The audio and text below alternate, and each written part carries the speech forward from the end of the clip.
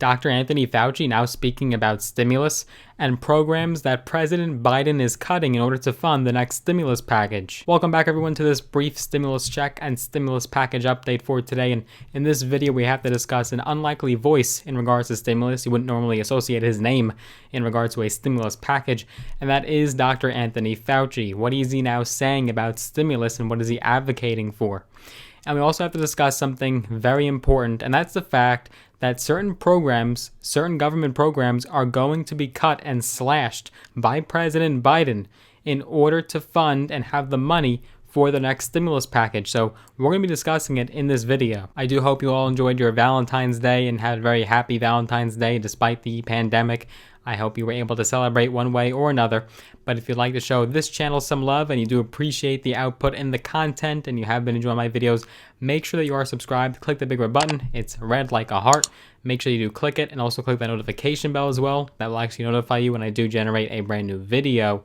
We'll be doing our next cash giveaway when we do hit 20,000 subscribers. So if you'd like to be part of the community, make sure you are subscribed. And to show some further love and further support to this channel, make sure you drop a big thumbs up on this video. Give the video a big thumbs up. I would appreciate that.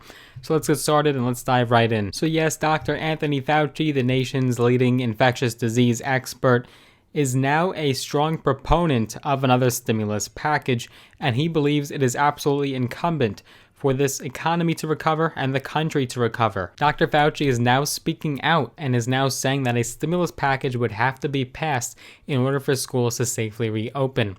He appeared on ABC on Sunday and spoke with host George Stephanopoulos. He expanded about the new guidelines that were just recently released by the CDC, and it went on to say, quote, "It's the first time that it's been put down in a document based on scientific observations and data over the last several months to a year, both in the United States and elsewhere.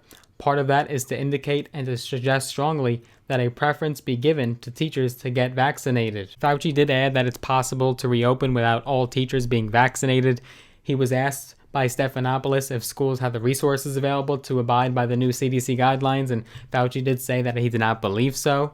He had said, quote, "I think that the schools really do need more resources, and that's the reason why the National Relief Act," he's referring to Biden's American Rescue Plan, "that we're talking about getting passed, we need that. The schools need more resources." Dr. Fauci appeared to be more optimistic about reopening schools. He's been a long supporter of that throughout the entire pandemic. He argues that the detriment to the youth and young students is too great.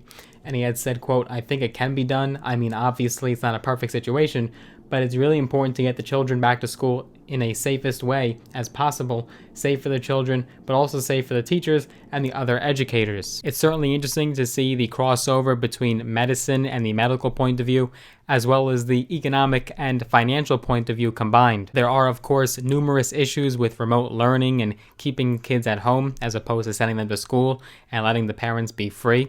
And so we have the nation's leading infectious disease expert advocating for sending kids back to school. Even if every teacher is not vaccinated, that is certainly a good thing, a good sign to come. Are you in favor of remote learning? Do you believe it is essentially our future and how kids are going to have to learn regardless of a pandemic?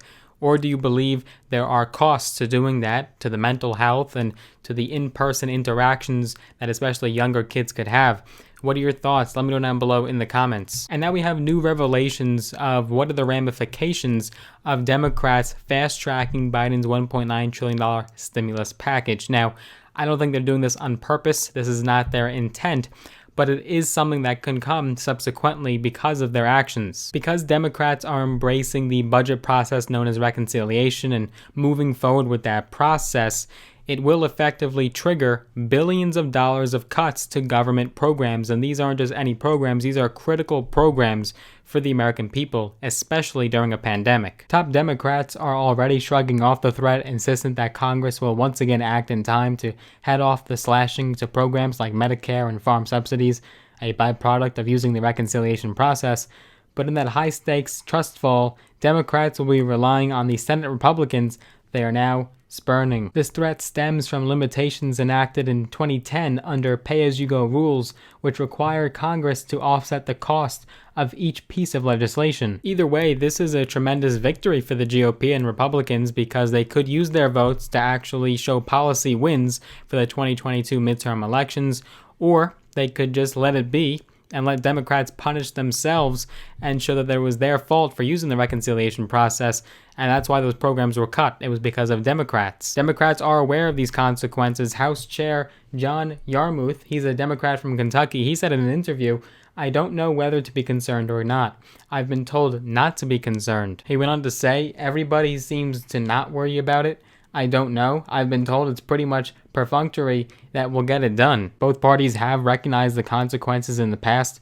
Both parties have repeatedly voted to waive the rule and avoid the cuts with other major reconciliation packages. Democrats joined Republicans, for example, to avert $150 billion in cuts that would have been prompted by the 2017 tax overhaul, including a $25 billion chunk from Medicare.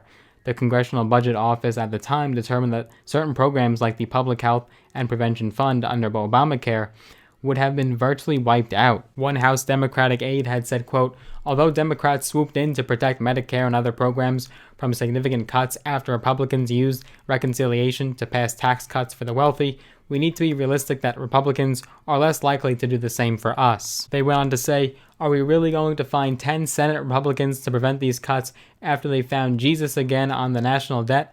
Let's be real.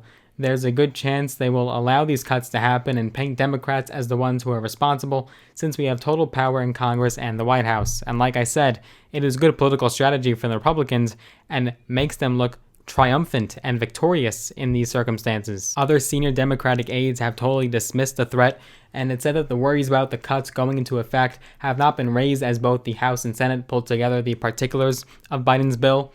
They had said, quote, "This is not a concern. This is not something that we're concerned about, because we know that every time this problem has come up in the past, it has always been corrected." They went on to say, "So they're prepared to shut down the government in exchange for cuts." The aide said, "No one is going to allow Medicare or farm worker programs to be cut because of the reconciliation bill. That I can guarantee you." This is certainly a good talking point. It's a good leverage point for Republicans because they could show, look, we cannot keep spending and adding to our national debt. We have piled up trillions of dollars worth of debt from previous stimulus packages under the Trump administration, and now $1.9 trillion is too much of a price tag to add to our already mounting national debt. And Republicans can use these talking points to their advantage in the 2022 midterms. Ideally, none of these cuts will have too much of a significant impact if they do go through, and the American people will be totally fine. This week, we're definitely going to be hearing more from our congressional leaders from both sides of the aisle, and we'll definitely have more updates for you. More developments are to come soon, and follow suit. If you did enjoy this video, give it a big thumbs up, smash the like button, make sure that you're subscribed. As always, click the bigger button. Also click the notification bell as well. That will actually notify you when I do post a brand new video. And if you'd like to get some free stocks, use my links down below in the description. When you sign up with Robinhood or Webull or both, you can get some free stocks, some valued in combination up to thousands of dollars, and you'll get more stocks for referring other people. So free stocks all on me, and it's totally worth it. Use my links down below in the description. You won't regret it. I do look forward to seeing you guys in the next video.